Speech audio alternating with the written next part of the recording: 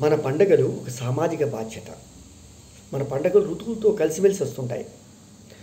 సంక్రాంతి నుంచి దీపావళి దాకా ఒకటే సందడి.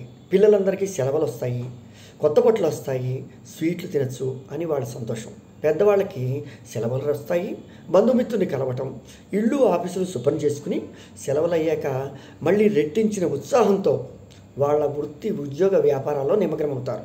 అంటే మన పండగల వల్ల ఒకటి శుచి శుభ్రత, రెండు బ్రతుకు బ్రతికించు. అంటే ఈ పండగల సమయాల్లో వ్యాపారాలు చేసుకునేటువంటి వాళ్ళు, అంటే పూలు అమ్మేవాళ్ళు, పాలు అమ్మేవాళ్ళు, స్వీట్లు అమ్మేవాళ్ళు, బట్టల షాపుల వాళ్ళు, కిరాణా షాపుల వాళ్ళు అందరూ తమ తమ వ్యాపారాలని చక్కగా చేసుకుని సంతోషంగా ఉంటారు. మీరు ఒకటి అబ్జర్వ్ చేసి ఉండొచ్చు.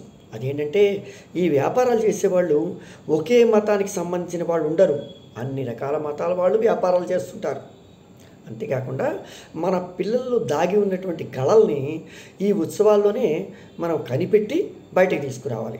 అంటే వినాయక చవితి, శ్రీరామ పందిళ్ళలో పిల్లలకి ఉన్నటువంటి సంగీతం, నాట్యం ఇలాంటి కళలను బయటకు తీసుకురావాలి.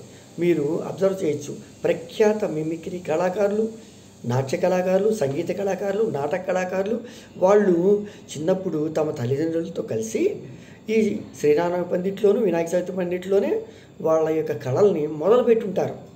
అందుకని మన సంస్కృతి సంప్రదాయాలని మన తర్వాత తరాలకి అందిద్దాం. సంతోషంగా బతుకుదాం, సంతోషంగా అందరినీ బతకనిద్దాం. జై హింద్.